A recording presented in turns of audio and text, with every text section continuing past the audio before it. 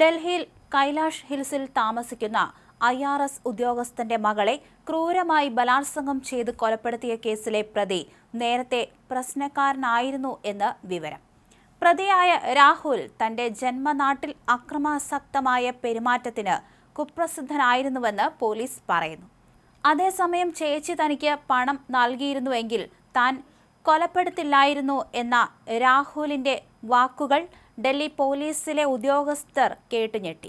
ഡൽഹിയിലെ കൈലാഷ് ഹിൽസ് ഏരിയയിൽ IRS ഉദ്യോഗസ്ഥന്റെ 22 വയസ്സുള്ള മകളെ ക്രൂരമായി ബലാത്സംഗം ചെയ്ത് കൊലപ്പെടുത്തിയ കേസിൽ പ്രതി കുറ്റസമ്മതം നടത്തുമ്പോഴും മുഖത്ത് കാര്യമായ ഭാവവ്യത്യാസങ്ങളില്ലായിരുന്നു.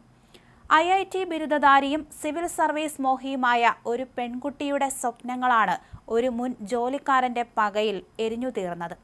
കേസിൽ പ്രതി കുറ്റസമ്മതം നടത്തിയിട്ടുണ്ട്. മോഷണം നടത്താനായിട്ടാണ് വീട്ടിൽ എത്തിയതെന്നും അതിനിടെ ഉണ്ടായ തർക്കമാണ് കൊലപാതകത്തിൽ കലാശിച്ചതെന്നാണ് പ്രതിയുടെ മൊഴി. ബുധനാഴ്ചയാണ് നാടിനെ നടുക്കിയ സംഭവമുണ്ടായത്. സിവിൽ സർവീസ് ഉദ്യോഗസ്ഥന്റെയും ദന്ത ഡോക്ടറുടെയും മകളാണ് കൊല്ലപ്പെട്ട പെൺകുട്ടി.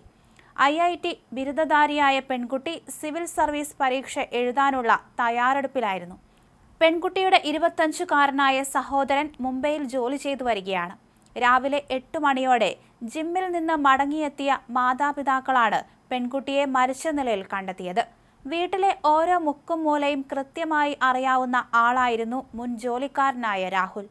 IRS ഉദ്യോഗസ്ഥനും ദന്ത ഡോക്ടറായ ഭാര്യയും പതിവ് വ്യായാമത്തിനായി രാവിലെ 8 മണിക്ക് പുറത്തു പോകുന്നതുവരെ ഇയാൾ കാത്തുനിന്നു. നുണ പറഞ്ഞ് ഉള്ളിൽ കയറുകയും ചെയ്തു. ആന്റി പണം നൽകാനായി വിളിച്ചു എന്ന് കള്ളം പറഞ്ഞാണ് ഇയാൾ സുരക്ഷാ കവചങ്ങൾ മറികടന്ന് അകത്തെത്തിയത്. ഫ്ളാറ്റിലെ ലിഫ്റ്റ് കോഡുകളെക്കുറിച്ചും ജോലിക്കാർക്കുള്ള സ്പെയർ കീ എവിടെയാണ് വയ്ക്കാറുള്ളതെന്നും രാഹുലിന് കൃത്യമായ അറിവുണ്ടായിരുന്നു. റൂഫ് ടോപ്പിലെ മുറിയിലിരുന്ന് പഠിക്കുകയായിരുന്ന പെൺകുട്ടിയെയാണ് ആദ്യം രാഹുൽ സമീപിച്ചത്. പണം ചോദിച്ചപ്പോൾ പെൺകുട്ടി വിസമ്മതിച്ചതാണ് ഇയാളെ പ്രകോപിപ്പിച്ചത്.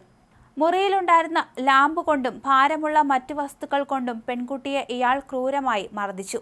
മൂക്കിന്റെ അസ്ഥി തകരുന്നതുവരെ ആ മർദ്ദനം തുടർന്നു.